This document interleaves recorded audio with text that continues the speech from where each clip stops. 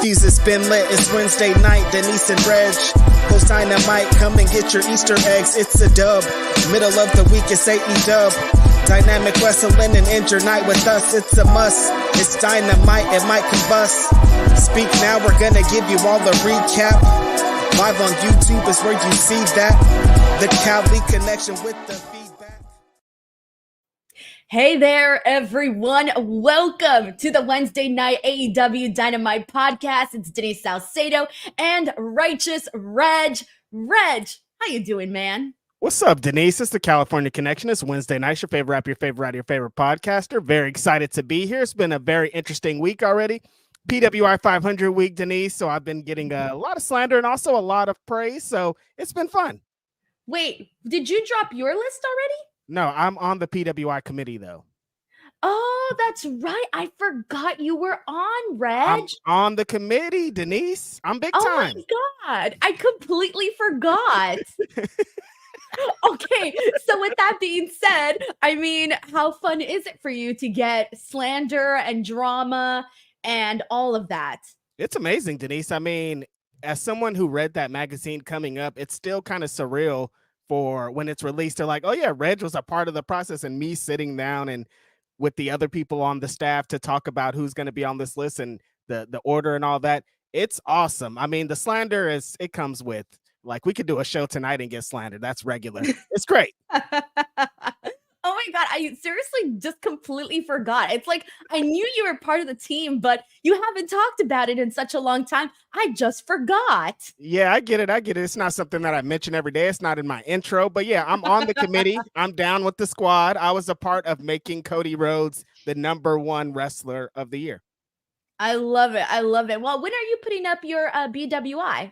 When does that go up? The 500 2024 edition is going to come out on the Grab City anniversary, which is October 2nd. So it's coming in a few weeks. Oh, almost there. Okay, that'll be fun. I can't wait to see it. I always look forward to seeing what you put together, Reg. Who do you think is going to be #1? Swerve. You didn't even think twice about it. Not for 1 second, Denise. You're like, Swerve. Well, I'm sorry. I feel like that's pretty much a given, right? Am I crazy? There has to be some suspense, Denise. Come on. Okay, fine. Ask me again. Denise, who do you think is going to be #1 on the 500 BW 500 this year? Oh, damn. You know what? That's a tough one. I got to think about it for a bit. You know, there's a lot that happened this year. Maybe Swerve. I don't know, though. I'm not really sure. That's how you sell it. See, there has to be some suspense here. You can't just be like, this is who it is, right into it. You do podcasts, you do interviews, Denise, there has to be some buildup. Nah, bro, I just get right into it. There's no buildup. I just go right in, man. I'm all in and then all out. Oh, wow. In and out. That's what a hamburger's all about. Isn't that the song? That is the song. People from California is going to be like, what is Denise talking about? She's crazy. Denise, before we get into it, I just want to shout out your homegirl, Taylor Swift. She is taking down the enemies right now. And I have never been happier for your squad going after somebody. It was so funny because today I went to the dentist, right? And everybody in the office, like all the ladies, the administration ladies, all of them were talking about Taylor Swift. And it was so funny because I was just there like waiting. I was listening. I was like, do they need information? Do they have any questions? I'm here. I'm ready to give information. Do they have any questions? Did you need help? I have a Taylor Swift thing. Yeah. No, I'm so happy for her. She's great. She's at the VMAs right now, and I was keeping up with that as I was watching Dynamite. So there's a lot. So where do we begin? This is an episode of Dynamite where there are so many different topics to hit on. So how about this? I'm going to kick things off with whatever the first thing the super chat's about. So let's go, because I feel like we can go any direction. So thank you so much to Sheldon Jackson for gifting the 5 DWO memberships. We got Anthony Cruz who says they are setting up cards super nice right now. There's a lot happening for Grand Slam that's happening, AEW Dynamite Grand Slam and Arthur Ashe in 2 weeks. And they did make a lot of matches for that. And there's a lot that you can probably anticipate as well. So they are setting that up very nicely. So here we go. Roberto Arsenal gets us started with our first topics of the day. Mariah calling out Mina and Nigel calling out Bryan Danielson were his two favorite moments of the show, with a good show overall. So let's go ahead and start there. Bryan Danielson and Nigel McGuinness. This is something that a lot of people have sort of been wondering whether or not it was going to happen. Bryan Danielson had been asked about this in the past, and he was basically saying, like, Nigel hasn't been wrestling in forever. He doesn't have the stamina anymore to go out there and have a match against me. That was something that Bryan Danielson had said. Now, Nigel was part of the freaking gauntlet that they did at All In, and he looked good. He looked perfectly fine. It was a very entertaining gauntlet. We were here to talk about it. So today he came out and he basically issued the challenge. And then before the show closed, they made it official with a little graphic in the corner that this match is happening. So, Reg, do you think that it was a given that we were going to get this match? And how did you feel about it? I don't think it was a given that we were going to get this match. First of all, very excited that it's happening. Denise, as a known hater, some people like to say that I put in that category for some reason. You're a hater? Damn, who would have thought? I don't know. That's what some people say. I don't know why they put that on me. Nigel McGuinness has shown that if you hate for hard and long enough, eventually you could get what you want. If you're on the show, every time you're talking, you're just like, this guy stinks. He's brittle Brian. I don't like this fool. I'll beat him up. If you do this for like 2 straight years, Denise, eventually they'll give you what you want. It was a story for the kids. Like, if you keep up with perseverance, you could get that match. This was a great promo by Nigel. He came out there, gave us a little backstory, pretty much told us, look, since I came here, I wanted to have this match. You've been ducking. You've been hiding from me. You said I had to get in the ring. I got in the ring in this gauntlet. I looked great, and now I'm ready to beat you up. And so this has been set up for a while. If you've been following Nigel McGuinness, Denise, you know that this is the match that he's wanted. This is the match that we all wanted. The way that we got here, we're going to talk about it more in this show. Interesting. I have some thoughts, but I'm super excited about this match. One of your friends texted me during this, and they said that they are so much happier that this match is happening with Nigel, but that it should have happened at All In. I'm pretty sure you can predict which friend said that. And then your friend also said that this was a better option than Jack Perry.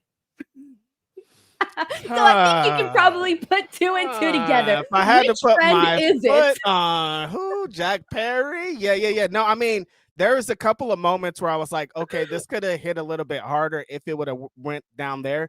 But look at the match that we did get it All In, Denise. I can't really say Brian and Swerve was amazing. Like, we would have not have gotten that. So I don't know if I could agree. But I mean, we're getting it now. So that's all that matters. The interesting thing, Denise, I think, is going from All In to All Out, how quickly they kind of got into that card. And I didn't know that was kind of how it was going to be again. Like, is this going to be a norm? Because a couple of weeks after Grand Slam is Wrestle Dream. Is it like just 2-week builds at this point?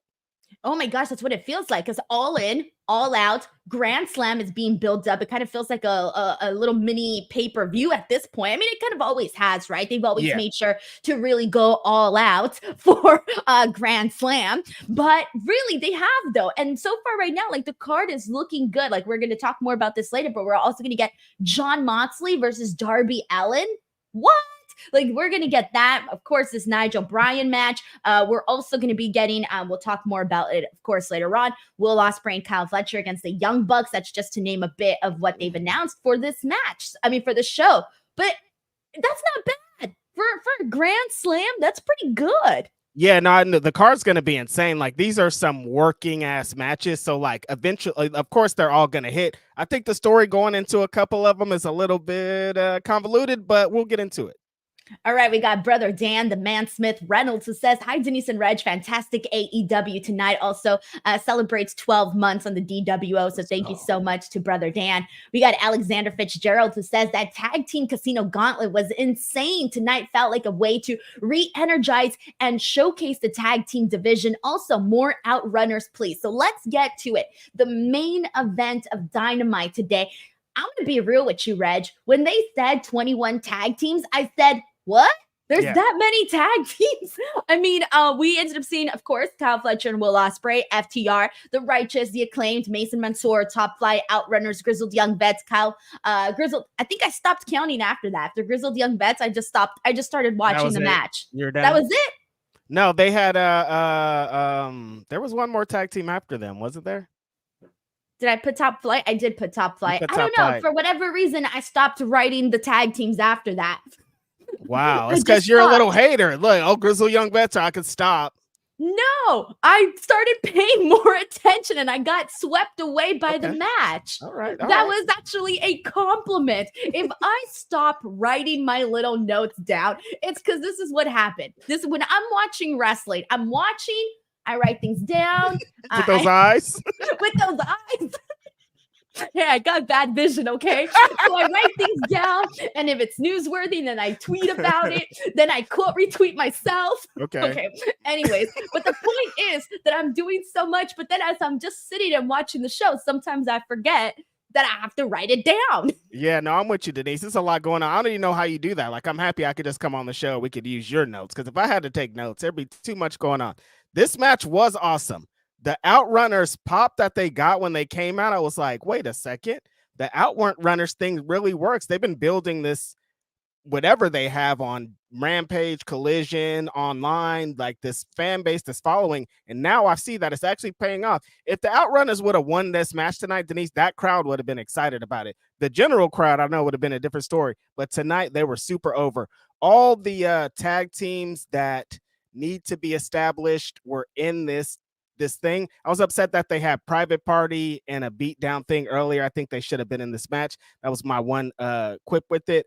But I thought it was extra fun of everybody just going crazy, 100 miles per hour. There's people diving, people hitting big spots, tag team maneuvers. This was a great showcase for tag teams. Now, where my issue started is the two tag teams that should have won this, one of these tag teams should have won this, they had them eliminate each other. Like Denise describes here, Grizzly Young Vets hits the scene and FTR immediately takes him out, doesn't even let him get to the ring. I'm like, wait, these are the tag teams that are about to carry us into the next wave with this tag team division. Why are we getting them out of here? It's because they already established that they're going to have a tag team match on Collision, which I get. But these are the guys that should be in there. Like, they should have been team 1 and 2, and we should have been built from there. So that was pretty frustrating. And I know the match is going to be insane at Grand Slam, Denise, but another not full ass tag team. I can't call them a makeshift tag team because they've teamed before and they're a part of a gang, but like a not real tag team not getting this shot is pretty frustrating when we've been complaining and bitching and moaning about this tag team division, and then you don't even essentially showcase it because you're putting in a team that's not a real team. They set it up by Ospreay being like, I don't even really want to do this. I'm already a champion. Why are you putting me in this match? And they're like, actually, blah, blah, blah. That's another issue we're having here, Denise. Why does every time someone get a title shot, they already have a fucking championship? I don't know. I know that was something that we definitely saw a whole lot of for All Out. That was definitely a topic of conversation, fully aware here. But here's the thing, though. The second that they announced, like, hey, Will Ospreay is going to be teaming up with Kyle Fletcher, his buddy, in this match, I thought it was a predictable given from that point on. They are winning this match. And it's one of those things where it's like, I hate to say it, but to me, and this is one of the most exciting outcomes. I'm looking so forward to seeing the Young Bucks versus Will Ospreay and Kyle Fletcher. Yes. I'm sorry. Besides them, I know you love the Grizzled Young Vets. You're the number one fan of the Grizzled Young Vets.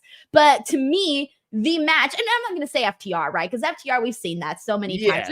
I didn't want them to win. Right. We don't need to see that again. So for that reason, I'm like, sorry. But to me, like, even though they're not technically a team anymore, Will Ospreay and Kyle Fletcher, they're going to give us a hell of a match against the Young Bucks. But again, does Will Ospreay need to be in this match? No, absolutely not, because he has a championship and he could be off doing some other thing, right? He could be defending his own championship. He should be defending his own championship on this big show, and the match is going to be insane. Of course, it's Kyle Fletcher, Will Ospreay, the best wrestler in the world. My issue is we need to be thinking about the future, and this isn't thinking about the future match. They're trying to do angles or something. Who's going to be feuding with the Young Bucks coming out of this? What does the tag team championships mean coming out of this? I hate that it's just involved in like furthering angle. They're pushing this Don Callis thing, and the tag team championships are, the cause of it. And I don't like that.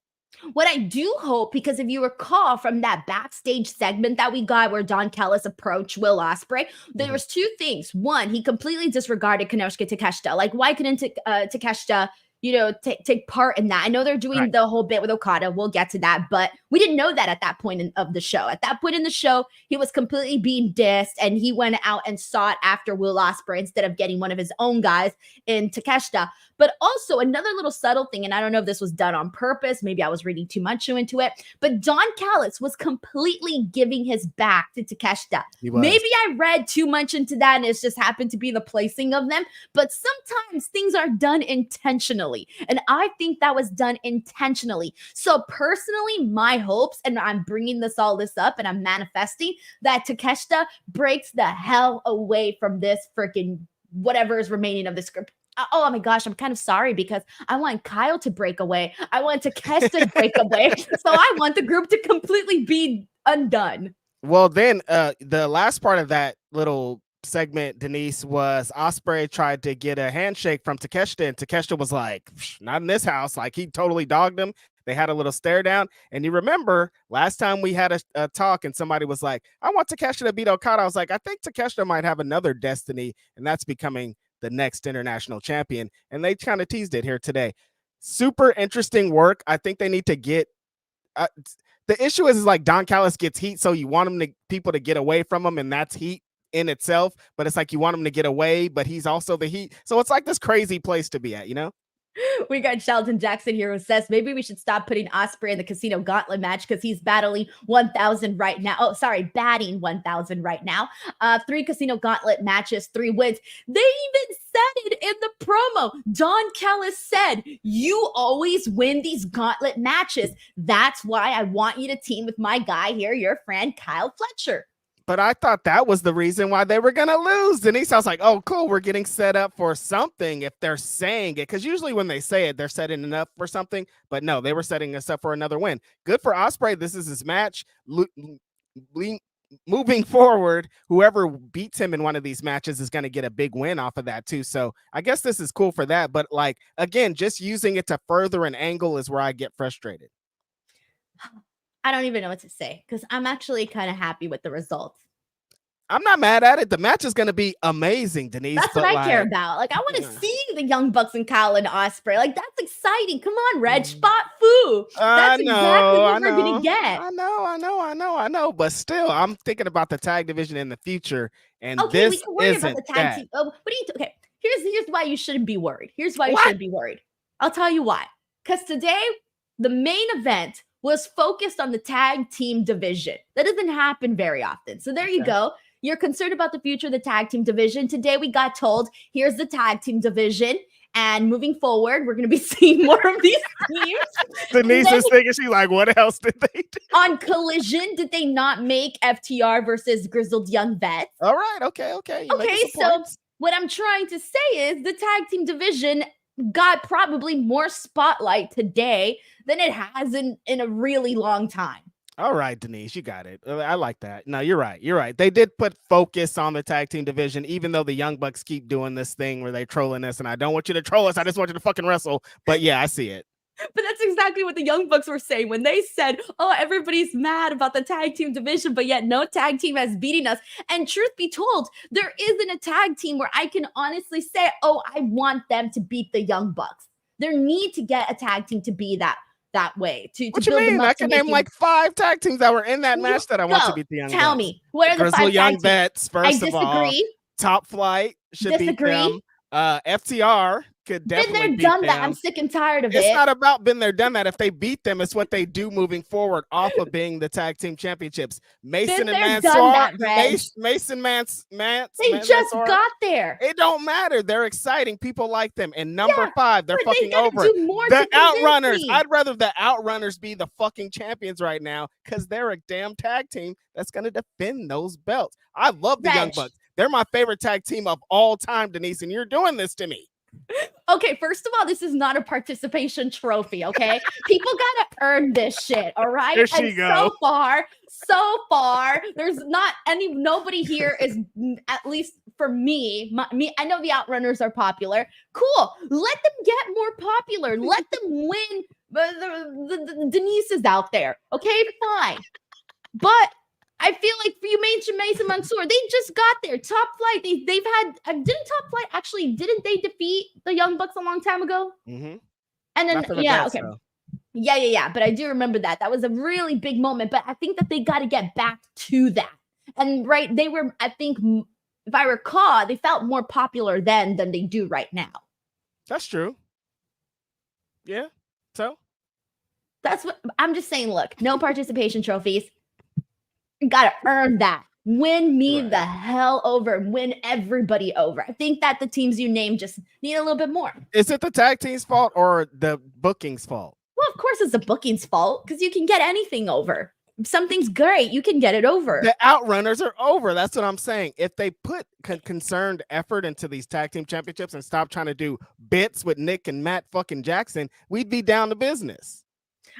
I do. Obviously, the Outrunners are over. They really are. I don't want the Outrunners to beat them. I was just trying to make a point. So wait, you don't even. What the fuck, Reg? A whole I was defeated. I was trying to think of an argument right now.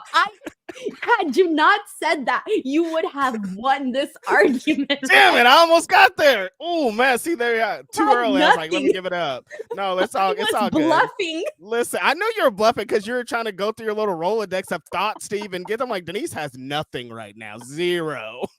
Okay, well then you know what? I'm done. You said it right now. You said the Outrunners are over. I don't want them to beat the Young Bucks. I mean, there's some other teams, but not them. They're just like, they could, is what I'm saying. I mean, anybody could. Me and you get signed to AEW, we could beat the Young Bucks. But that doesn't mean we should. Why not? You see this, Reg? You see this? Look at this. You guys see this? This is my eye twitch. Okay? This happens when I'm stressed out. The California connection could be the ones to beat the Young Bucks. That's where I've landed. You triggered the eye twitch. It was your fault for trying to think of something when you had nothing. Hey, all I'm saying is this. If the Young Bucks want to add us to the elites, we're from California. Please add us to the elites. Listen, that's where we're landing. Denise is making the point. We are California, so we should be in there. Gosh, that nearly ended me. I had no beef with the Outrunners. I really didn't. But as of this moment, I now have beef with the Outrunners. It's crazy because I'm out here against the Young Bucks, my favorite tag team of all time, legit, not even a bit. And you're like, we're on either sides of this. We should be on the other side. Oh, man. All right, we got Daniel Mullenix here who says Nigel McGuinness versus Bryan Danielson. Hell yes. Also, Daniel, thank you so much for being a member now for a whole month. We got Christopher Marina who says, I'm sorry saying Danielson is out to set up Darby versus Mox. Then 20 minutes later, set up Danielson versus Nigel was dumb and makes Darby look dumb as shit. All right, so let's get into this. What is going down with this whole picture here? So, as we all know, Darby Allin, what feels like 50 years ago at this point, won the Royal Rampage, and he earned a title shot against Bryan Danielson. Well, the champion who ended up becoming Bryan Danielson. Right. Now, Jon Moxley is basically saying that Darby doesn't have what it takes to become AEW World Champion and wants his title shot against Bryan Danielson. So, of course, Darby being Darby said fine, agrees to put it on the line. And so now we're getting Darby Allin versus Jon Moxley at Grand Slam. And it is going to have his title opportunity is on the line. So whoever wins this will then go on to face Bryan Danielson at some point. Now, Reg, can you please remind me? Because wasn't this match between Darby versus Bryan supposed to happen at AEW Dynamite Grand Slam? Yep, that's exactly when it was supposed to happen. I think that's I think Jon Moxley might have said that in the promo, like you were supposed to get the shot at Grand Slam, but Bryan's not going to be here. That's where they didn't really tie it up enough. It's like Nigel should have been like, I know Mox said he took him out, but I'm going to blah, blah, blah. It was like Mox said he's not going to be here. And then like Chris is saying here, 20 minutes later, they're like, actually, he's going to be in a match. We're like, but you just said he's not going to be here. What do you mean? Why are they doing the Darby and Mox match? That's where I got kind of frustrated because it's like in the build up to both of these shows, All Out and All In, we had that dark looming cloud of, well, Darby Allin has a title shot. He has a title match, which kind of affects outcomes. You think of like, well, this could lead to this, this could lead to this. Like, why was that even a thing? And then a week later, they're like, actually, he's putting it on the line and he probably is going to lose because it's fucking Jon Moxley on this streak. And it's like, well, why did you set that up for this whole time for them to just take it away? But then also kind of like you said, Moxley's on this this thing to be the man to kind of change it and make it into his company. Darby Allin, more specifically though, Jon Moxley knows if you tempt Darby Allin, he's gonna go with it. Like if you're like, hey, why don't you do this? Darby's probably gonna do it. And like, what better way to get a match easily than to go and trick Darby Allin into giving it to you, you know? See, I was so confused. I thought maybe I misunderstood. Maybe the match wasn't supposed to happen at Grand Slam. And so to me, it kind of feels like they're trying to have their cake and eat it too. We want Bryan and Nigel, but we also have to honor the fact that Darby has this match. But okay, so now Darby's not going to have this match. So let's have it against Jon Moxley, who also wants a title shot. It feels like there's a lot, like they're stuffing everything in and trying to make things work. But here's the thing, because so much time has gone by since the Royal Rampage, I do think it kind of gave people like me with short-term memory an opportunity to forget that was when the match was supposed to happen. It just kind of feels like to me, I don't know. Like, I'm excited for Darby and Jon Moxley, mind you. I'm actually looking forward to that match. But yeah, it's just the timing of events and how all of that went down that they could have just got into this earlier. And that way we could have gotten the rightful match at Dynamite Grand Slam. Exactly. Yeah, it kind of feels like they're just trying to stuff everything. And they're like, well, how do we get to here? We get to here. And it kind of compromised both stories, I feel, with them saying that. And Moxley has been telling this great story. And it's like, you want him to get to Bryan Danielson, but I don't know if I wanted it to be this exact way. Like, well, then what happens to Darby? Is he just going to lose this shot and then nothing? Like, he had 2 title matches and nothing. It's like, eventually you got to pay off Darby. You can't just give him these things and take them away. So it's a weird place to be in. So Darby's losing, you think? What do you think? Because I mean, I know, but fuck, that's kind of disappointing. I know. That's why. But like, think of the story, you know what I mean? How are they telling the story?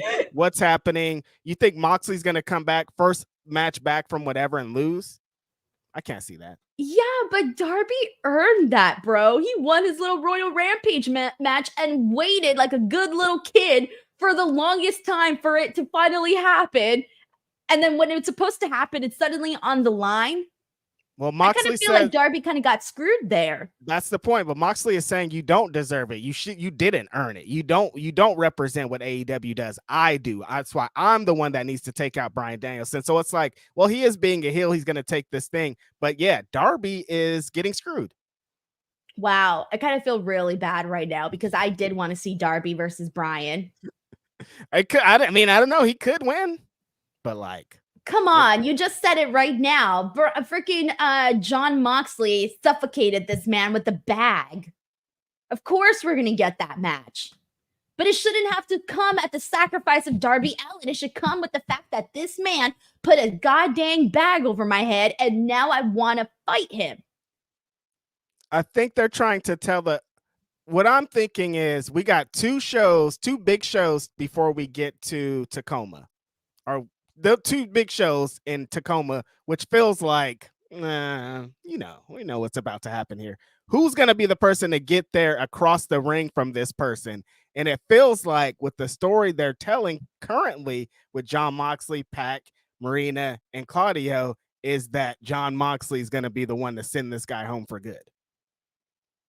Right? I'm depressed, Reg. I heard all of that. I understand your reasoning. I get what we're doing. I get what's happening here, but it feels like there was some sudden changes or just a lot of moving parts that all of a sudden we're just moving things around and trying to make everybody happy. Wait, who won the match at All In? Which match? The gauntlet match? Christian. Oh, yeah. Remember, he earned himself his whole cash in. Again, reiterates all that stuff we just talked about. Remember going into the show, I was like, I think Jon Moxley's going to win. Why didn't Jon Moxley just win that match? Then he could have just been like, I'm going to wrestle Bryan Danielson here. Instead, Darby Allin. I forgot he was in it. Yeah. Well, he wasn't. That was the point, remember? He wasn't in it. Moxley wasn't in it. And I was like, why wasn't Moxley in it? What did Moxley do? He didn't do nothing, right? He didn't do anything. So why wasn't Moxley in it? That's what I'm saying. And Christian, too. We haven't even talked about Christian, who's also a part of this story. Denise, there's a lot in this. I quit. I can't keep up. Like, after all this, Christian can run in and fucking cash in on somebody. So it's like, Oh my God. All right. This is convoluted at this point. There's a lot of moving parts here. We're just freaking trying to keep up right now. This kind of feels like I don't know, man. We're just connecting the dots here. There's a lot of moving parts. All right. We got Mike T90K who says, proud of Salcedo choosing AEW over the VMAs. I gotta work, man. I gotta work. It was hard for her. No, but here's the thing. And this is one thing that I do like about Twitter. And I don't know if you have this for wrestling or for anything else, but there's a thing where I don't even know how it happened. I don't even know what buttons I pressed or what I did, but I follow like so many Taylor Swift fan sites. Like I follow like at least 100, right? So I get a special Taylor Swift tab where I get every single Taylor Swift notification. And so all of when you follow 100 accounts that are posted about Taylor, I just have the tab open. You have your own Taylor Swift's tab? Yeah, it refreshes and it goes into my notifications. So I don't have to go like on For You or following. Like this is a tab that I have and I just have it there. And so I'm constantly being updated. So it's almost like I'm watching. Do you, and this is not a cult that you guys are all in. Hey, man. Hey, you just started this show. When we started the show, the first thing you said was, I'm so happy that Taylor Swift came out here and blah, blah, blah, blah, blah. I just want to know this is not a cult. Like, I don't have to go and get you out of somewhere. I'm sorry. How is this any different than you being updated on what's happening in pro wrestling, than you being updated on what's happening and all the other things you're interested in? It's different. You need to figure out, I don't know what's going on your Twitter account, but my Twitter account is doing wonders for me. Denise, I love hip hop and pro wrestling. I'm obsessed, and I don't have tabs for either one of them. Okay, well, you need to figure that out because you're missing out. It's a really great feature. Where's my hip hop tag? I know how I got it. It just happened one day. They were like, oh, she's a freak. Give her an extra button.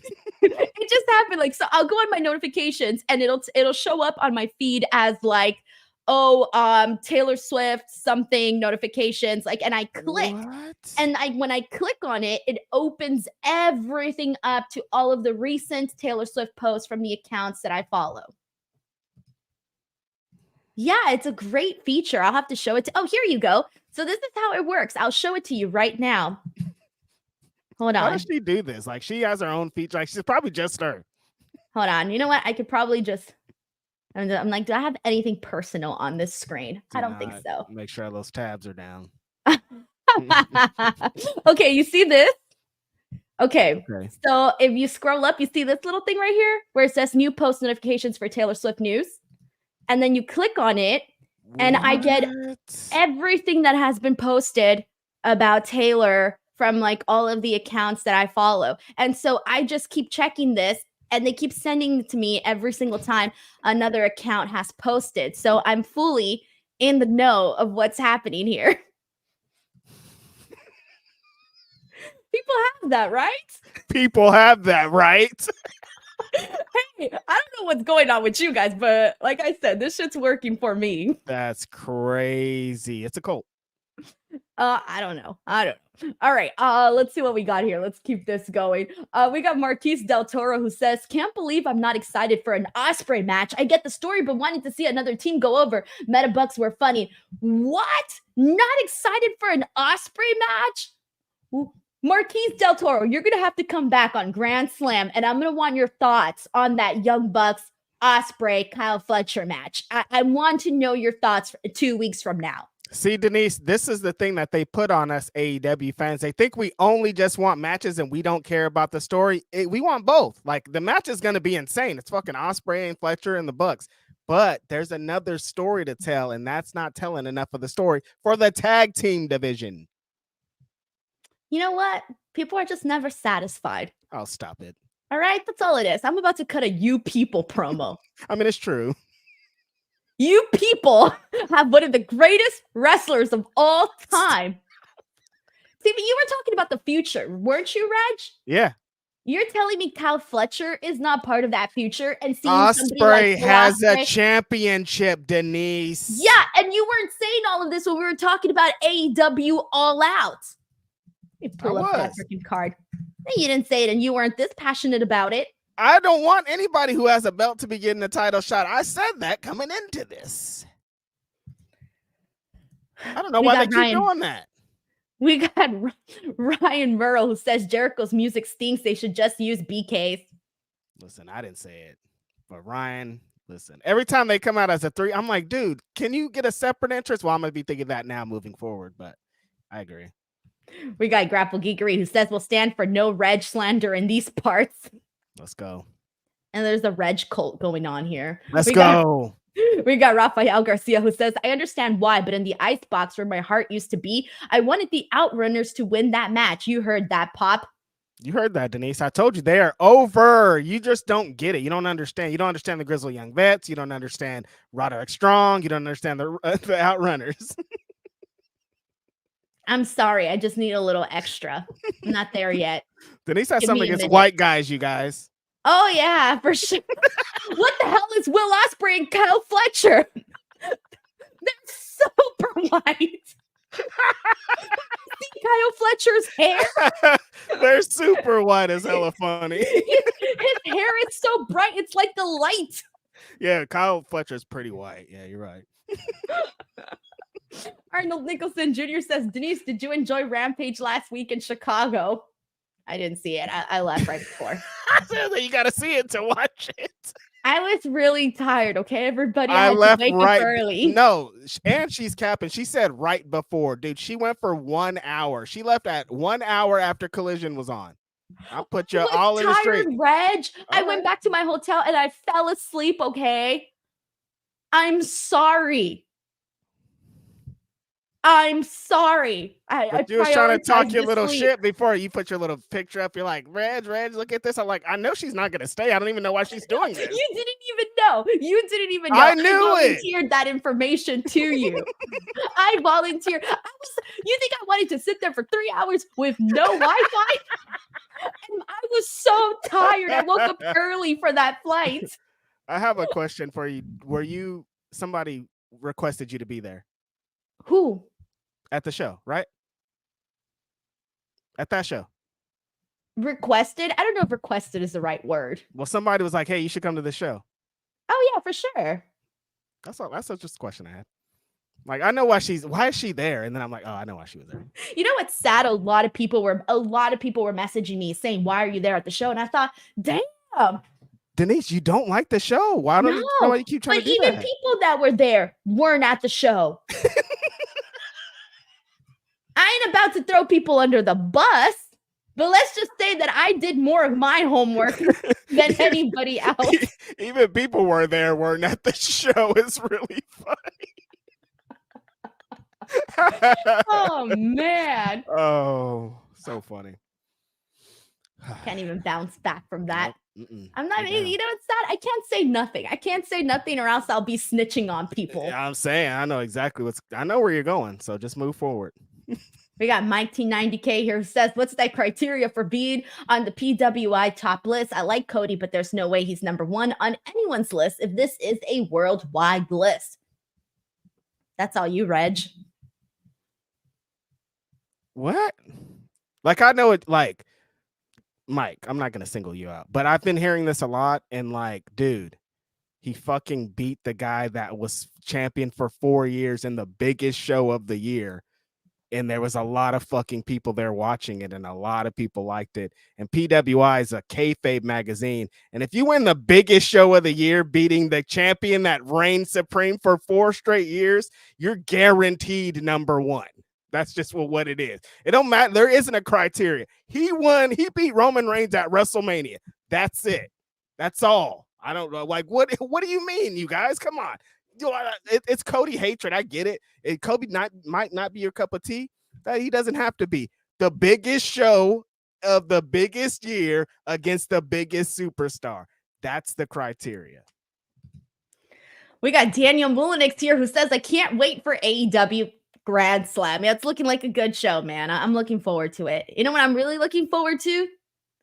The Young Bucks versus Will Ospreay, Kyle Fletcher. Leave us alone. We got Samuel Muscle, who sends in a very generous super chat and says, "It's my birthday. Take a shot. Go Fightful."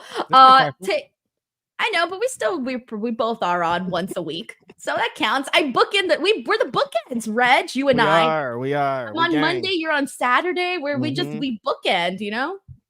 We gang, baby. I love it. But seriously, happy birthday, Samuel, and thank you so much for tuning in to the show. Appreciate you a whole lot, man. Take your shot. Happy birthday, Sam. Enjoy yourself, man. Damn, your birthday's on 9/11. That's crazy. Oh, I know. Yeah. Well, no, he could be from the East Coast, and it's already the 12th over there. Oh, that's true. That's true. Yeah. No, yeah. It's not. So who knows? No, it's not. It's not yet. Oh, then never mind. I was just trying to make it better. His birthday could not be 9/11. I mean, there's a bunch of people whose birthdays are on 9/11. Hella people.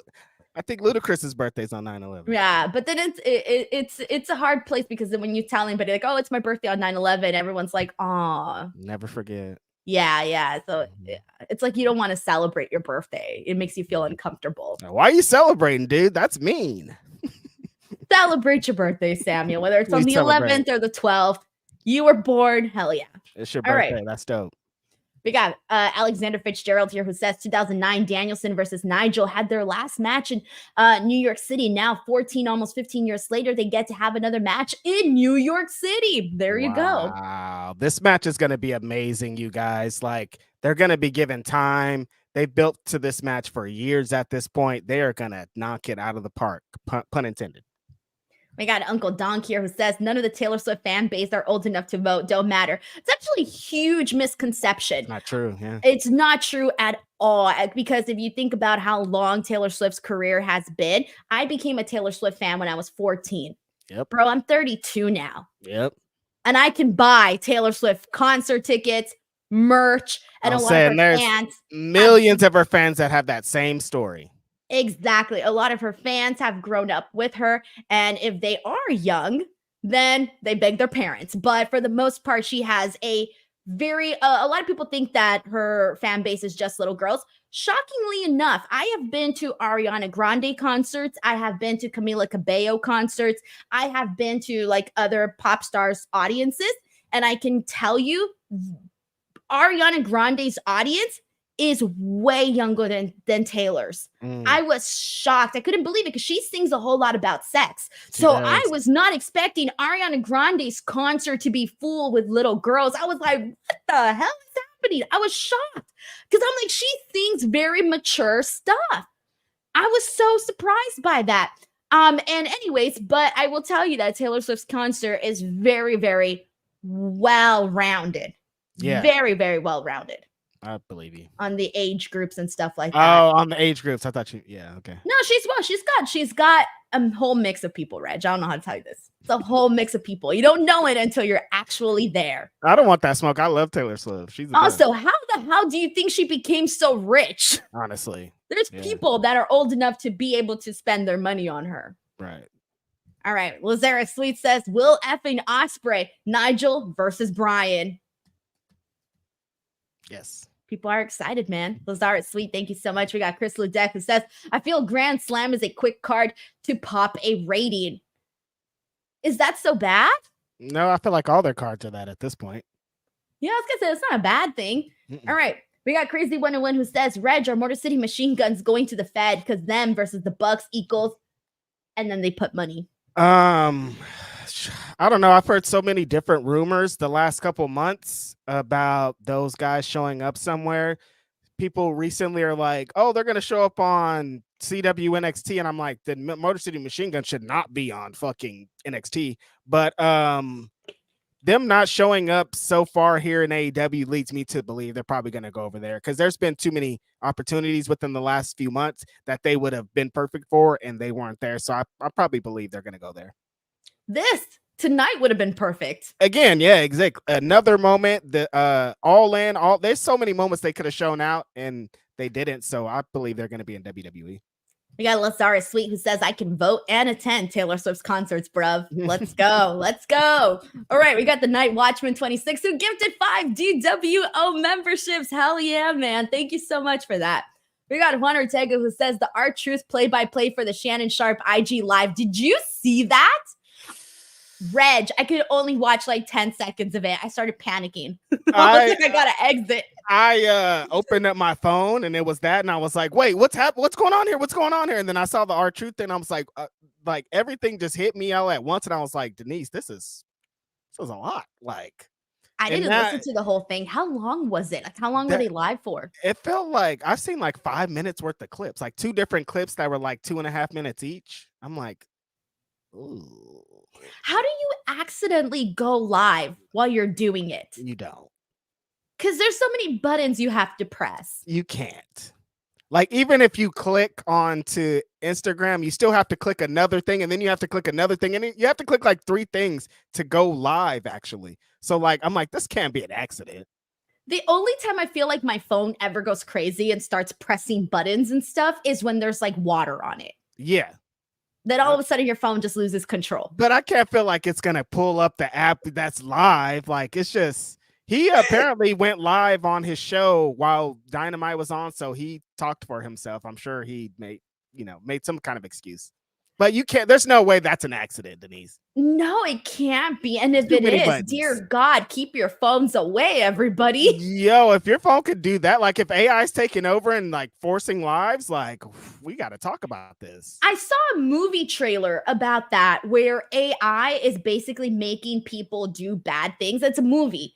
And they're showing like little kids inappropriate stuff. They're trying to get people to commit murder, or else if you don't do this, they're going to show everybody what to do when you're all alone. So, for example, if you got nudies on your phone, AI will be like, Reg, you got to go murder this person, or else all of your nudie pics are going to go out.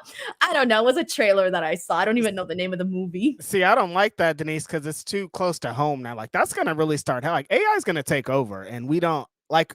They keep being these regulations and all these things fighting against it, but like it's coming. You know what I mean? Like what's going to be your place in it is where I'm landing at this point. Like, should I just give up my voice to AI? Should I become a robot? I don't know. Just don't take nudie pics and they'll have nothing on you. Oh, I don't see. That's another story for another day of like men sending pictures to women, because like there's only like there's like 2 things we could do. You know what I mean? Like 2 shots, you show this and it's over. And then women, they could show this, they could show that, they could show one of these. Wait, what?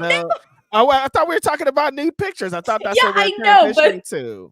Wait, so you're saying for guys, it's a 1 shot and it's that's just it. one to like, you got 1 picture. Like you could do different angles and stuff, but like, it's just one thing. Women could do like one of these, one of these, one of these. They got like 6 different things that could be popping. Like, what am I going to send over like my sexy ear or something? I don't know. I was going to say something, but okay, fine. This is really funny because I remember this one time on Instagram. This was a while ago. I got one of those weird comments, right? And I'm really careful with my comments. Sometimes I like, a lot of people know that I engage, but there's times where I'm like, you know what? I need to step away because it gets really crazy in there.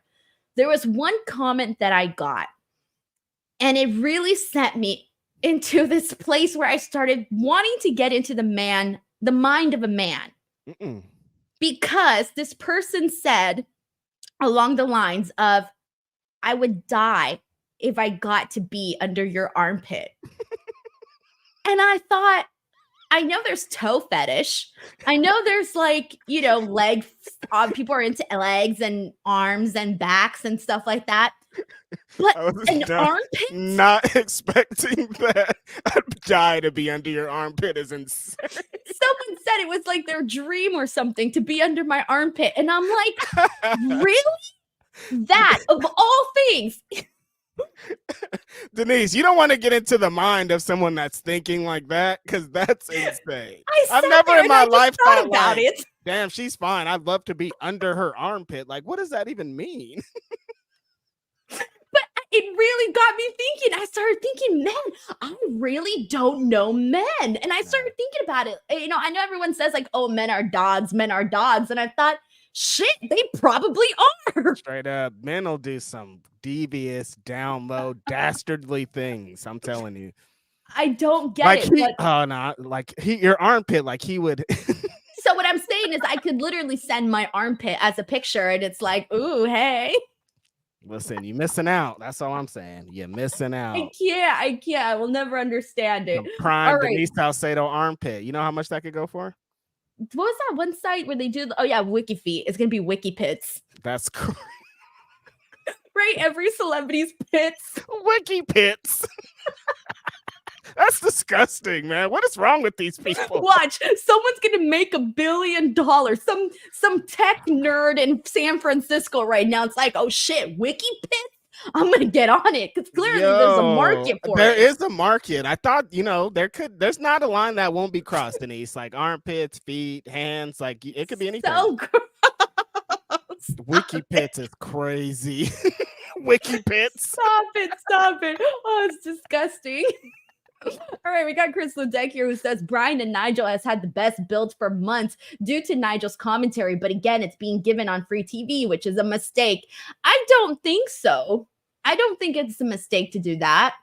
The reason I don't think it's a mistake is because it's been built on free TV. Like almost like, yeah, with the playoffs here, I've been building this for the last 2 years, and Grand Slam's a big show. It's bigger than like a free TV. Like it means more, yeah. you know?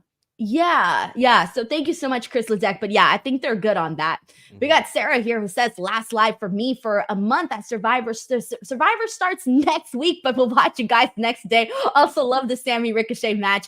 Will at Wrestle Dream. Oh, wow. We're being counter-programmed, Denise. That's crazy. Survivor's going to come and take all of our ratings. That's fucked up. You know, I've never seen an episode of Survivor. Me neither. Ever. Not once. Have you? Not one, not 0%. I've seen like a 3-second clip, but that's the most of it. I'm not a reality TV show person. Oh yeah, I obsessively watch the challenge. Like the challenge comes on. Like if there was a challenge podcast that I could do instead, like because it comes on at the same time as Dynamite, I would leave this show and go do that show. I don't even know what that is. The challenge, MTV's The Challenge. Come on, The Miz. That's where it comes from. I can tell you that I don't remember the last time I watched MTV. That's fair. It's an awful show. Awful channel.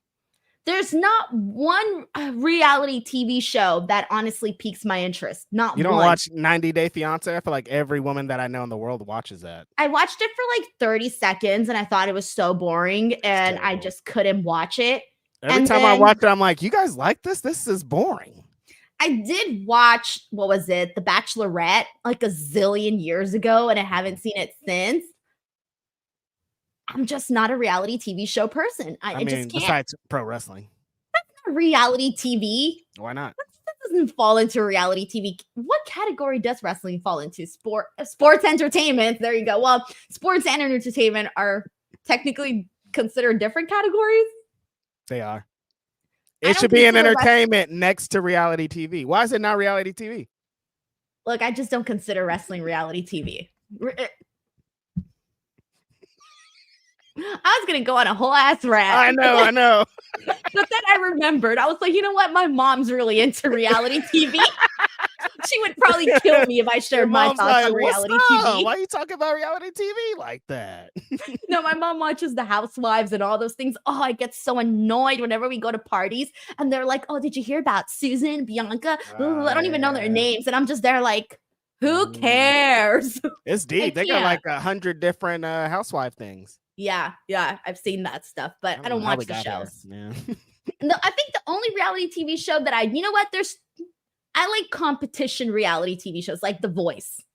I used to watch that back in the day, The Voice. That was fun. You don't watch any food reality TV shows either? The cooking ones. Yeah, those are fun. Come on. Yeah, those are really fun. Those ones I do watch. I'll watch like any cooking ones where they're like trying to get like some sort of challenge for the food Cutthroat Kitchen. Man, that's the one right there. Come on. With that being said, Sarah mentioned Sammy Guevara versus Ricochet. And I gotta tell you, if you missed AEW today, I would definitely go out of your way to check out this match here because this was fun. Now, we haven't seen Sammy on Dynamite since the last time that he wrestled Ricky, which was at the top of this year. So it has been months and has been on Dynamite. And Ricochet, obviously he's new to AEW.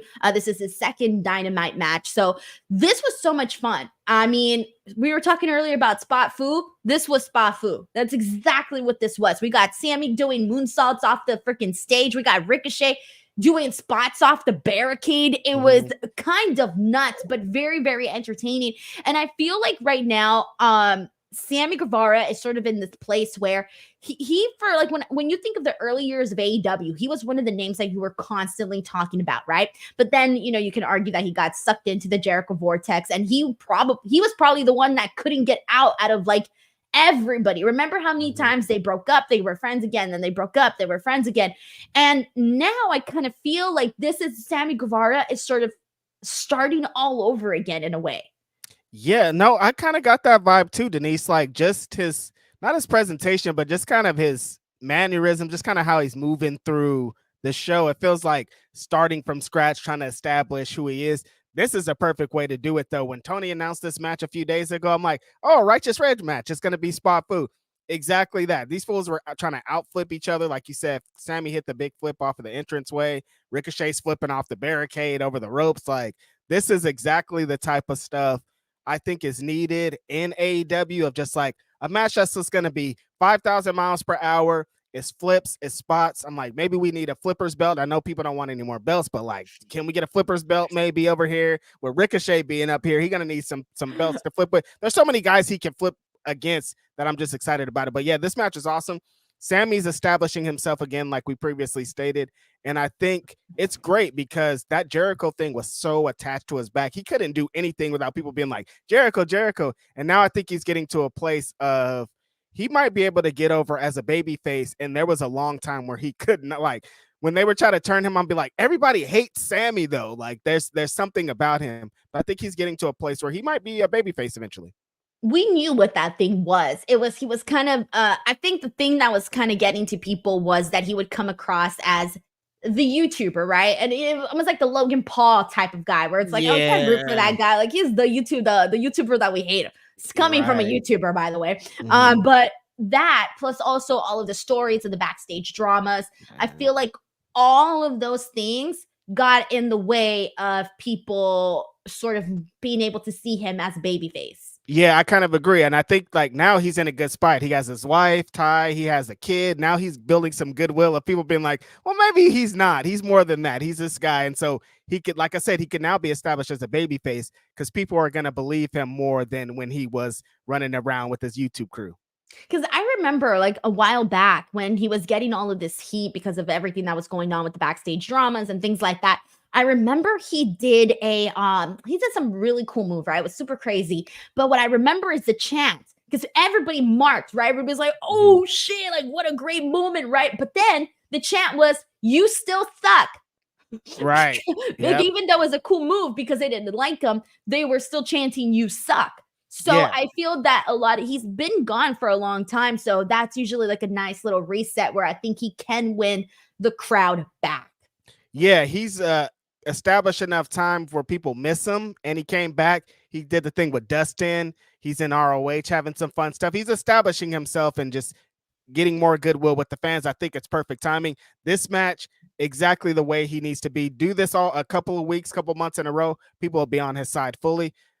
Ricochet finished it really well. And the maybe even cooler part about this, Beast Mortos came out afterwards, hit Ricochet with a big spear. If we're getting that match, then I really don't care about anything else because that match is badass. Dude, when Beast Mortos came out, that was the thing I popped for. I thought, yes, that was the thing because, I mean, dude, come on. Like, that's going to be so much freaking fun. Like, that is a match that we need to see. Like, I'm getting, exactly, the shivers, the chillers. That's what's going to be really exciting. If they put that shit on Rampage, my ass will be watching Rampage. No, I feel like they're probably going to put that match on Grand Slam. They should. I feel like Ospreay and Ricochet will be at Wrestle Dream.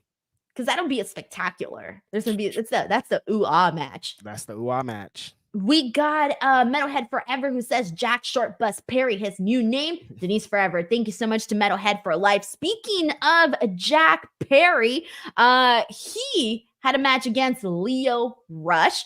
And this was another one that I think had the opportunity of being like the fun sprint of a match because it was a sprint and it was fun. But Sammy and Ricochet just kind of ended up outdoing this match so much that you kind of forgot this one a little bit. At least for me, I kind of forgot about this match a little Not me. I'm not Denise Salcedo that just array. Oh, that match happened. Another match happened. That's the same thing. Forget about that one. It was a fun sprint, but I'm sorry, Ricochet and Sammy just had more of the ooh-ah moments. Yeah. This match was really fun, though. I think Jack Perry coming out. What did you say about Jack Perry on Twitter about his being a rich kid? He grew up rich because he left his car with like the door open and the car was running and shit. I'm like, bro, lights on and everything. Car theft is one of the biggest things here in LA. And I'm sure in Oakland they rob cars there too. I'm sure. You know what time it is in Oakland. My grandma's car got jacked 7 times. 7 times, Reg. Listen, I grew up with people that loved Honda Civics, Denise. Like my cousin. That's what she got jacked. It was her Honda Civic. Of course. Exactly. My cousin would go outside and be like, my car's gone again, but he wouldn't even be mad because it got stolen so often and he'd find it around the corner from his house in a day or something. Just wild stuff. But yeah, that is how you know, because Jack Perry just left it after his match. He ran in, got back in it. Keys were in it, still on. I'm like, that's wild. This match, though, again, shows that you can have you can have Sammy, you can have Ricochet, you can have luchadors, you can have the best flippers and flyers in the world. None of them guys do it like Leo Rush does. None of them move like Leo Rush. None of them have a presentation like he does. He just so different from everyone because of his speed, because of his elusiveness, because of the way that he works a match. It's so different. And there's guys that do some crazy, incredible things on this roster that can't do it like Leo Rush, that separates him. That's why he's always going to have a spot. That's why he's always going to get over. That's why no matter what, if a match goes along, the fans are eventually going to get on his side because he's so dynamic. Yeah, they are. And that's the thing that's been making it fun. And that's why this match was a fun sprint, like I said, Reg, okay? I didn't bury this match. I wasn't like, oh my God, worst match ever. You said, I forgot about this match. Because Ricochet and Sammy replaced it in my mind and in my heart. In my heart. But by the way, if you have never had your car stolen, you don't even know the feeling. Reg, the first time my grandma's car got stolen, I was the last person who drove it. Oh, do you know what it was like? Running barefoot. I was barefoot, running up and down the street going, oh my God, I know I parked the car here. Right, yeah. It is such a fucked up feeling. When you're looking for your car, it's terrible. Yo, Honda Civics are notoriously bad. It's so funny. One time I went to Sacramento to watch WWE No Mercy with a bunch of friends. And so we were standing outside of a hamburger place, and there was a big billboard. It's all California, terrible car theft, terrible for car thefts, like #1 in the country for car thefts. And like the #1 worst place for car thefts is Bakersfield, California, my hometown. And I was like, I saw it with my own 2 eyes. Like cars get stolen so often that it's just a normal thing. And California is just like notoriously bad for it. For some, I don't know why California is worse than anywhere else, but I guess because we drive the most. Yeah, we need a car. We need a car. But it sucks so bad. It's like it's the worst. It's such a messed up feeling. It's annoying. 7 times is crazy. 7 times. It's so messed up every time. She would be like, Denise, mi carro ya no está. And I'd be like, ay no, otra vez, chingado. 7 times is insane. I think after 4, my cousin was like, all right, we're good here. 7 times is little nuts. thing. You know, the little bar? The club, that shit don't do nothing. I don't care about the club. They don't do nothing. No. It's just for looks. Samuel Muscle here says, it's still my birthday. Take another shot or smoke dank. Yes, sir. After the show is over. Got you. Mike 290K says, big fan of these gauntlet matches, but doing these all the time diminishes it. Save them for pay-per-views, in my opinion. Well, it was like, I remember the first time they did it was like really fun, especially because they had done like this new method where it's almost like a Royal Rumble, but not a Royal Rumble, Royal Rumble with a gauntlet sort of thing with the timing and all of that, instead of doing the traditional gauntlet where you pin someone, so then the next person comes in. And it was such a fun concept. So I think that's why they're like, oh, this is so fun and this is so easy and gets a lot of people on the card. And it's kind of an easy night for the guys. I feel like it's so easy to throw this match together. It's like that surprise element. You don't know who's coming next. It is a really good, easy match to book. I think that we should probably do away with it, but maybe before the year's over, one more with the women. We got Matt Logan here who says, Reg, don't forget that rave. I'm trying to get paid. Everybody. Hey. Never mind. Denise is the only one that I don't really need to yell at, though. But yeah, I was gonna say, of all of your places, everywhere that I get paid, Denise pays me like I'm worth. So not her.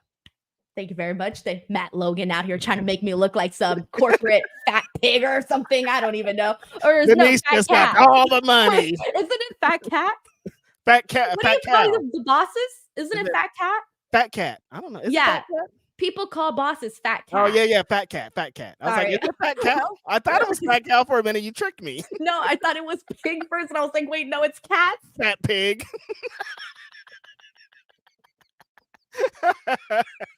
Okay, I'm not a fat cat, okay? That's crazy.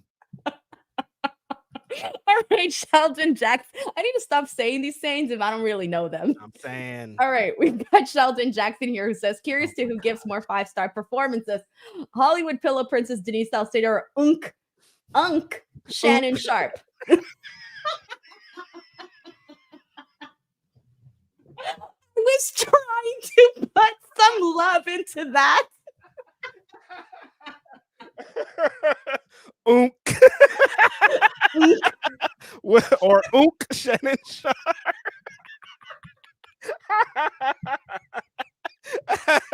Hollywood Film Rental D Salcedo or Unk. That was my whitest moment of my life. Hella white. Holy Not even white. It turns so white. You got like a super white Norwegian or like accent or some shit on there. I'm so embarrassed.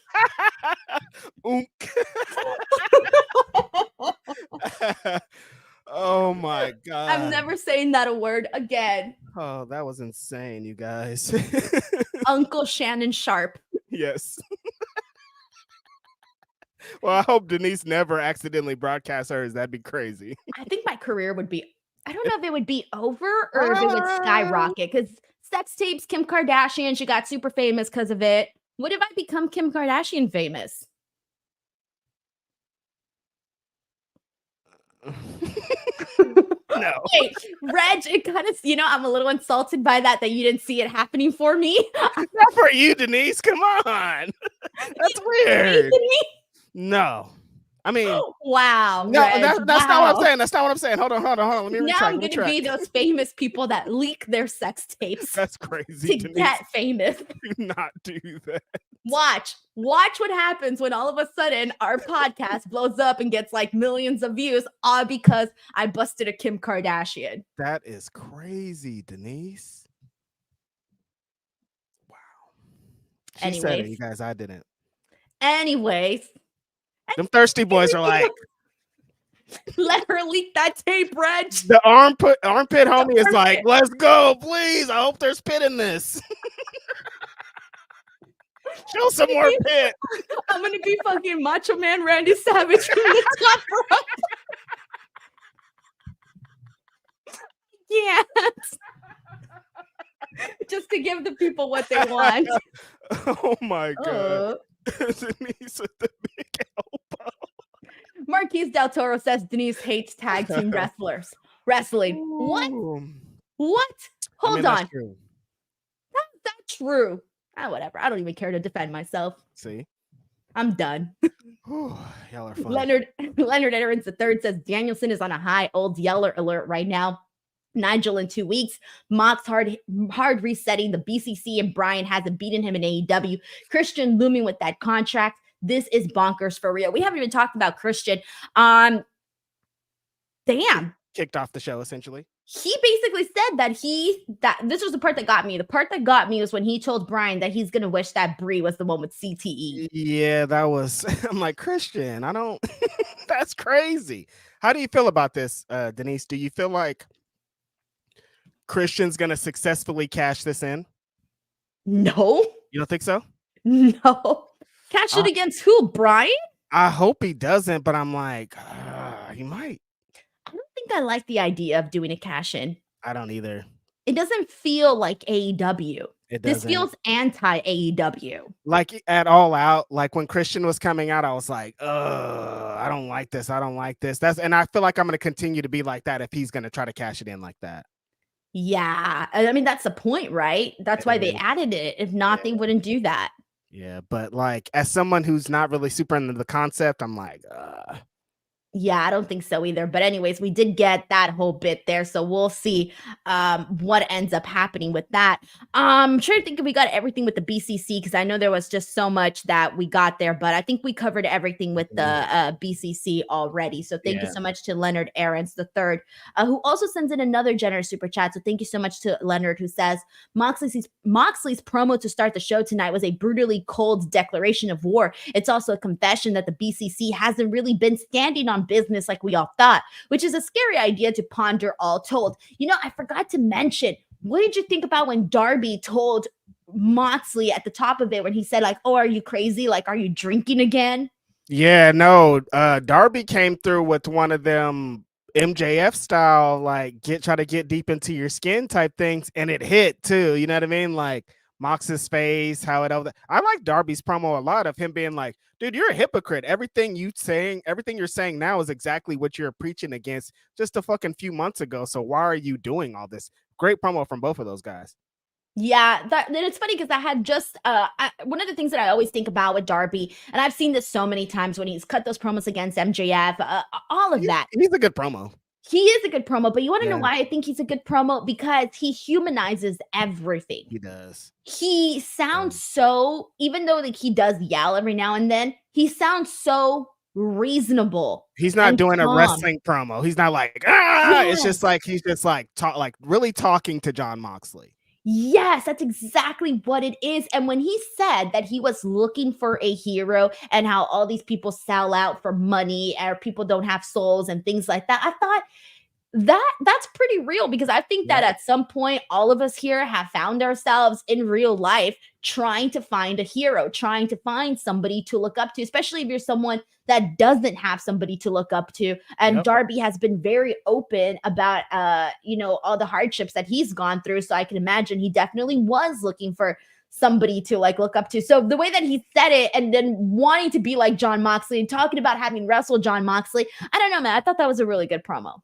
I mean, that's what's really great about Darby is he's kind of set us up for this, Denise. It's like he's told a story. So like when he says something, you think of everything he's told us in the past with his uncle, living in his car, and you're like, well, this guy's been through some real shit. So if he's saying something, it's probably real. That's also another reason why his promos hit so hard, because all of it feels real. It's like, why would he say that? When he's talking about climbing Mount Everest, this fool really wants to climb Mount Everest, you know?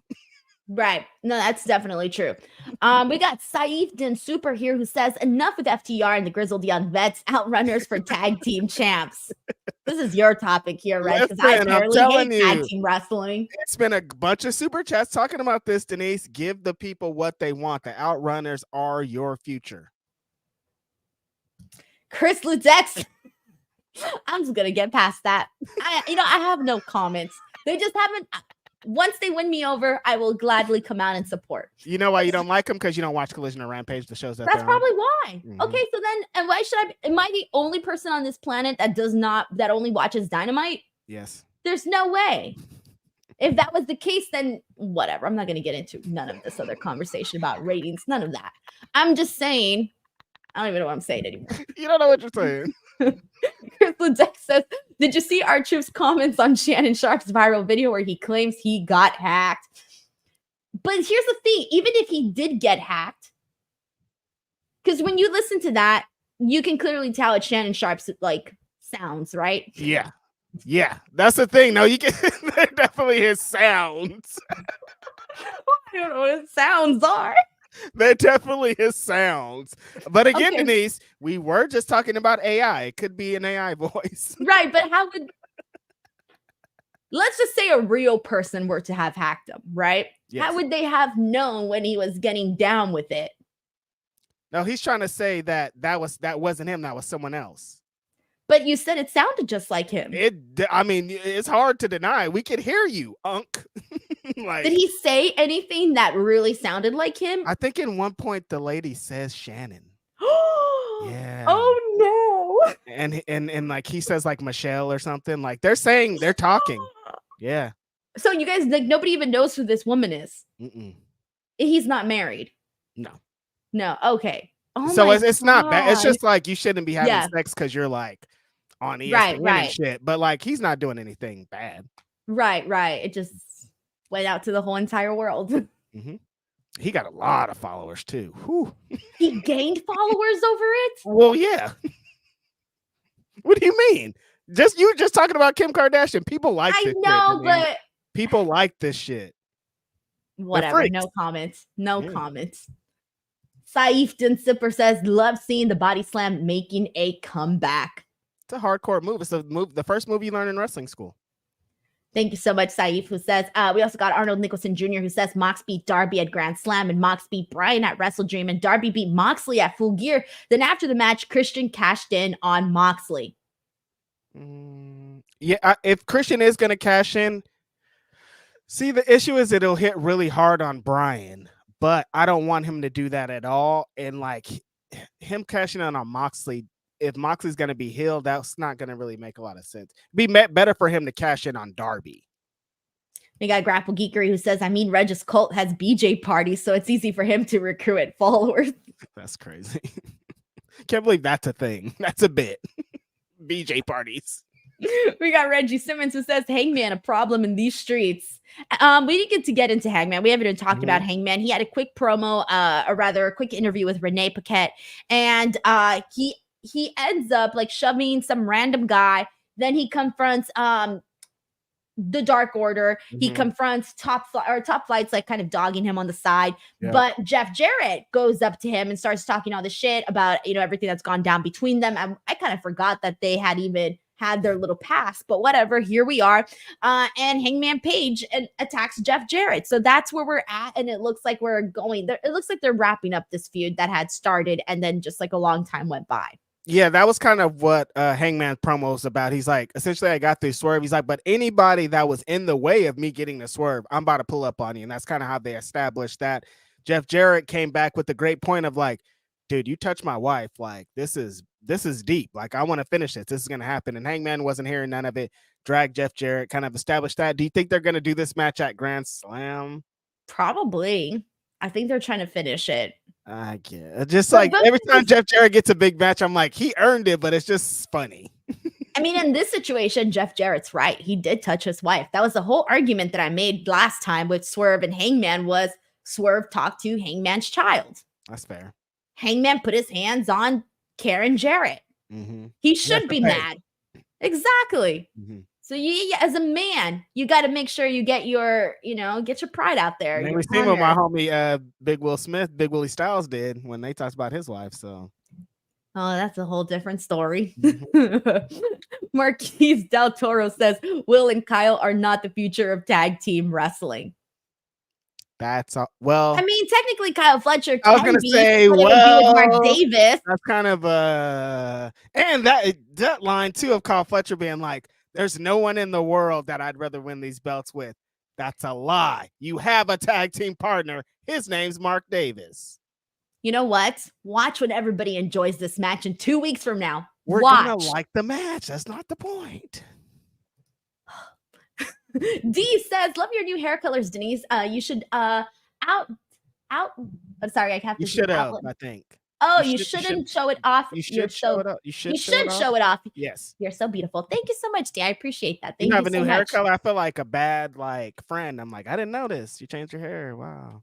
Reg, I changed my hair like 3 months ago. I know, exactly. I'm a bad friend. Mike T90K says WikiPiss is insane, dog. That's crazy. Wiki Pits is wild. Wiki Pits is nuts. Dude, I'm about to be the founder of Wiki Pits. You're going to see me in the CEO board like this. She came up with this whole thing, you guys. Watch when I'm a billionaire and I give up the wrestling world because I'm out here running Wiki Pits. I'm about to be on the board. If that's what's up. We got Vasco who says Denise is making sense with the tag team booking. You see, guys? Y'all are just hating. You know what it is? That Will Ospreay is such a great wrestler that people are like, damn, he's so good. He's too good. He's too good. That is definitely a thing. Yeah. We got New York Use 99 who says Denise and Reg on The Circle would be great. I've never seen The Circle. Me neither. I think that was a Netflix show and people were super into it. I was like, I don't know what that is. Yeah, me either. Oh, fuck, we're so lame. I do want to do that. I've never seen it, but there's that one show that's really popular and it's like teams and they travel and they try to figure out the clues or something. Oh, Amazing Race. Amazing Race. Mm-hmm. We should go on Amazing Race. Oh, we should go on Amazing Race. That's the one Denise and I could do. We'd be eliminated so fast. We'd be eliminated so fast. 2 California people, like they'd be like, no, you guys. I'd be like, right? The whole time. Imagine how lost we would get. It would be so bad. It was so bad. Joseph Molina says, I was never a reality TV person until the pandemic and got into the Great British Baking Show. That show makes me sleepy. You ever seen it? I've never seen it. Oh my gosh, put it on right when you're like a little tired and you want to watch something. It'll put you to sleep because of the way they talk. It's so fancy. Yeah. And then they talk very slow. They don't talk all American, they talk very slow and with the accent. And then they're saying all these really nice words like buttercream. So funny. Like buttercream is a nice word. And they're saying all of these nice little words. And before you know it, you're out. It's over. Yeah. No, I mean, shout out to the homie Joseph. Cooking shows like we're talking about, the easiest show to watch. I watched so many during the pandemic. I watched like 5,000 legit hours of diners, drives, and dives. Shout out to Guy Fieri. I liked Cupcake Wars. Cupcake Wars is dope. Yeah. Yeah. But I get jealous because I can't bake like that. I'm like, man, fuck y'all. How sad. Maybe you could be like those little celebrity judges someday. Oh, yeah, I'd be into that. Yeah, me too. That'd be cool. All right, we got Grapple Geeker. He says, the first person I heard say that they had an armpit fetish was a woman, Denise. I don't get it either, but it isn't a gender-specific thing. Nope. Yep, it's a woman. I feel like women would have a bigger armpit fetish than men would for some reason because they like crevices for some reason. Women love crevices. No. I don't know about these freaking crevices that you're talking about, but I've never looked at a man and thought, oh, his crevices. Ooh, let me see that crevice. Absolutely not. It's crevices. No. But you know what I do like, though? I do like a guy with some good calves. I do like calves. I think calves are like... That's why Dwayne The Rock Johnson in 1999 went to get his done. Yeah. A guy with a good calves, and I like a guy with a good arm. Like a nice arm. Just one arm? With a nice arm. Not arms, just arm. What about the rest? Arms. But I'm not going to be like looking at some guy's picture being like, oh my God, I would do anything to be with my head on your calf or some weird shit like that. Because you're not a freak. Some of these people are freaks like that. I'm not going to be like, oh, your arms. Oh my God. Armpit. Oh, that's looking good. It's looking deep. Man, you got the Look deep at that crevice. You could never mind. Look at that crevice. You're out here looking like the freaking what is it, the Angelino Mountains or something? Our mountains that we've got. We've got those mountains. Out here looking like the Angelino Mountains. I'm pretty sure there's the freaking Angelino freaking mountains or something. Where is that? Oh, it's the Los Angeles National Forest. How did you get it? How did you get that from that? No. But I think it's maybe the Angelino Mountains. It's a forest, apparently. It's not even like mountains. Too funny, dude. I was pretty sure it was the Angelino Mountains. That's hilarious. We got Chris Ledeck here who says, Reg, I hope you like the challenge. I'm friends with Polly, Kalia 4, and Cara Maria Sorbeo. I'm rooting for them. CT and Jordan Wisely on season 40. Oh, that's sick. You're friends with Paulie and Cara. Cara is probably my favorite female challenger ever. So shout out to Cara. And if you know her, tell her I said what's up. I'm reading for Jordan too, who's my favorite male challenger ever. He only has one hand. Amazing guy. And CT's a legend. So yeah, I'm super into it. Nice. All right. We got Johnny here who says guitars on each pole match, Hangman versus Double J. My world. I'd be into that, man. We got Mike T90K here who says they saw Vince McMahon expose his bare ass and they never complained. Now that they complain about a bag over Danielson's head, shaking my effing head. We saw Vince's ass a lot. Yeah, I remember watching those kiss my ass things. Yeah, that was something. It's definitely something. Well, to each their own. We got Crazy 101 who says, give me Ricochet versus Beast Mortos, Hologram, and Vikingo. All of it. Every single one of them. Load them up. We got Sarah here who says, well, what about when Nikki Bella is on Traders in January? You have to watch it then. I'm excited. Wrestling and strategy show and legend. I can't wait. I don't know what Traders is. It's another one of those reality shows that features a bunch of reality legends and they do they're like in a house trying to solve mysteries. You probably would like this show, honestly. No, I don't know. It sounds complicated. Yeah, I know. Okay. Yeah, I really got to brush up on my reality show knowledge because I'm out of the loop, man. But I do like Nikki Bella. I think she's really funny. Yeah. Thank you so much, Sarah. We got Roderick Fields here who just became a member. Thank you. Welcome to the membership. We got Alexander Fitzgerald who says Denise saying "onk" just made me nice. I don't even know how I said it. I don't remember, but it was really funny. Good bit. Oh God. Leonard Aarons III says I don't know how to read these. Unc made him say today. Nah. I'm done. Crazy. Sheldon Jackson says, why is it always my comments that set up chaos and content on this podcast? But Denise, please rank these. Pillow Princess, Unc, Dr. Umar. Those have been the best bits of the show. Pillow Princess, Unc is up there. And the Dr. Umar bit, y'all just got me too good. Am I ranking them or is Denise ranking them? I'm not even speaking anymore. Okay, I'm gonna go.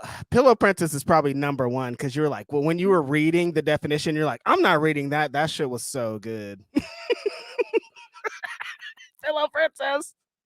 And Unc is so new, I can't put it up there, but it's up there. So Unc, Pillow, Dr. Umar, Unc, but Unc is getting up there. Like after tonight, I'm gonna watch it 1,000,000 times. I hate everybody. I hate everybody and I'm going to retire.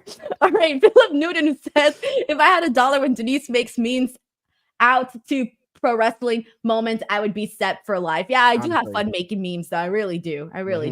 Those are always a good time. It's been a while since I've had like a really good hit one. It'll come. Yeah, it's happening.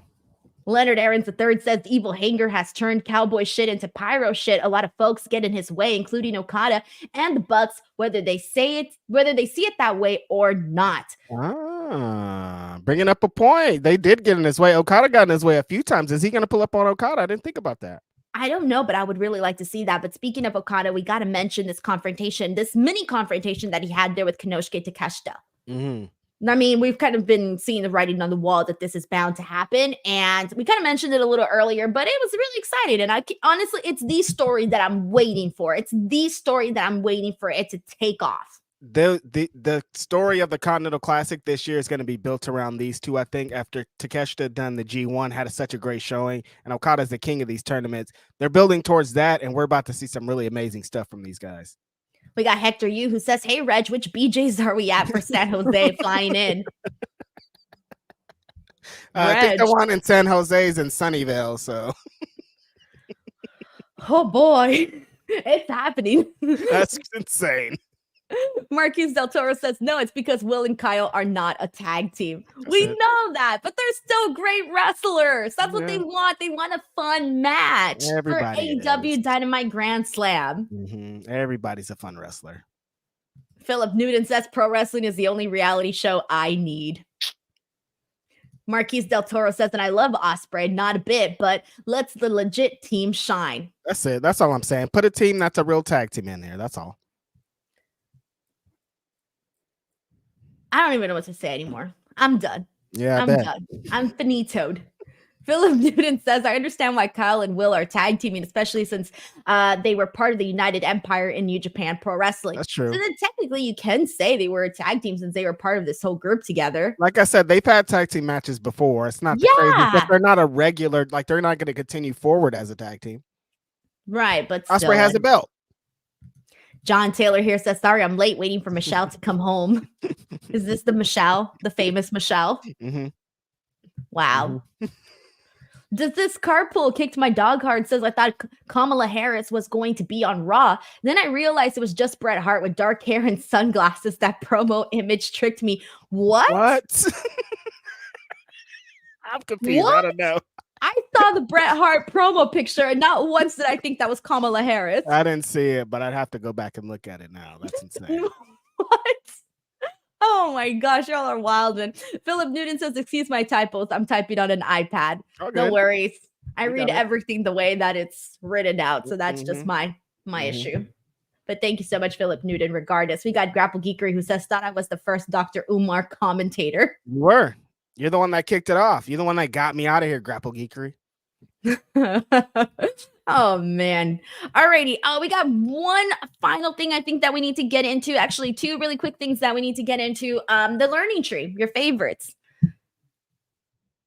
Orange Cassidy ends up putting all of the $7,000 worth of coins onto Jericho's Bentley that he just got. And truth be told, I didn't think there was anything wrong with that. I was like, bro, you got your money. I would be effing thrilled. On a Bentley, Denise, that's brand new. It's way more than $7,000. Dude, it was on the seats. No big deal. You know, when they brought out the car, it's always a bit, something's going to happen to the car. I don't care about seeing Orange Cassidy and Chris Jericho at all, though. Like 0%. So. No, been there, done that. Mariah May versus Queen Aminata in an eliminator match. There's two things I really want to say about this, and that is Queen Aminata did another solid job. She always does good whenever she goes on. Mariah May, I'm so glad she called out Mina Shirakawa. Not called her out, but basically said that she missed her, because we were here last week talking about like, oh, who's the obvious person? Completely, I forgot Mina Shirakawa there for a second, but you know, we need to get the ball rolling because you don't want to lose that that buzz that was surrounding Mariah May. I feel like it's kind of gone down a little bit. Yeah, exactly. Since the matches happened, Mariah has been doing some great work. This match tonight was awesome. But yeah, they got to continue that story. And it was so hot going into the Tony match that they just got to get to it and establish it again. If they do it at Grand Slam, it's going to be a great match and it's all going to work out. But I'm liking the position that Mariah's in at this point. I feel you. All right. Well, there you go. We pretty much got everything here on the show. We got Sarah here who says, don't forget me while I'm gone. I'll miss you guys. I won't forget about you. Don't you forget about me. I love that song. Breakfast Club's my favorite movie. When you walk on by. Yeah. You know, my mom used to make fun of me because I had the biggest crush on the Criminal and she thought he was so ugly. And I was like, Mom, he is not ugly. He's not ugly. But he's not ugly though. Okay. Teach their own. He's ugly. Anyways, I get made fun of for that, but whatever. Sheldon Jackson says, Denise, we need your rankings. Ugh. All right, fine. Let's see. What do we have here? What was the options? Hello, Princess. Unk. And Dr. Umar. All right, Pillow Princess number 1. Yeah. Am I ranking these from best to worst or worst to best? Best to worst. Best to worst? For me? Yeah. Like the worst for me? Yeah. Or like my favorite moment? I'm sorry, this is complicated. No, worst moment for you. I would probably say the best moment for you and what's the worst moment for you? Oh, the worst one was definitely this one, the Unk one. Worst. Dr. Umar was probably the least worst, and then Pillow Princess is in the middle. Okay. But yeah, Unk is definitely up top because that was terrible. That was rough. We got I already read that one. Damn it. Speed Punk says good show, Unk. I hate everybody. Unk. Unk. I can't. Alvin White Jr. says almost every Denise story is about getting bullied. Yeah, pretty much. I'm getting bullied on this show right now for Unk. It's the kind of the game. That's like her life, I think. Dang, man. All right, Alvin White Jr., thank you so much. All right, I think we are pretty much done with the show here today, but thank you guys so much for tuning in as always. I will be back this Friday with Robin to talk about some SmackDown. Next week, we'll be back again. NXT with Chinadu, Wednesday again with Dynamite with Reg, and then continue it on from there. So lots of content coming your way. Reg. We got Mike T90K who says, unk, unk, unk, unk. Is that really what I said? Unk? You said unk. So good. A new bit for our show. Scrapsody on Saturday. Stoner Dads on my YouTube and my Twitter. rightstretch.bandcamp.com. Check out the PWI. It's out. Newest issue 500 edition. You can get the digital issue right now. It'll be on newsstands in like a month or two. We got Grapple Geekery who says, if you thought a feud about a friendship bracelet was dumb, hold Jericho's beer. Let's have a feud about an angle from years ago that wasn't great. Thank you. 4 years ago. I didn't even remember. They wouldn't have showed us the footage. They had to remind us, hey, remember 4 years ago, you guys? And we're like, we don't want to remember 4 years ago, but sure. I'm going to beef with you in 4 years from now about Unk. You got to give it 4 years, though. Hey, remember 4 years ago? Look, watch this clip. How the hell was the show? An hour and a half, guys. We're done. We did it. Thank you so much. As always, seriously. Reg, did you already say everything that you usually say? Mm-hmm. Are you sure? Mm-hmm. Yep. Oh, shit. I'm blanking. My mind is still stuck on this embarrassment that I'm feeling for myself. Ridiculous. John Taylor says, since I showed up late, I'm unable to bully Denise on this thing she apparently did. So I got you, girl. Mm-hmm. Thank you so much. Lucky one. Shout out to Tony Khan. Alrighty, everyone. Thank you so much. We'll catch you guys on the next one. Bye, everyone.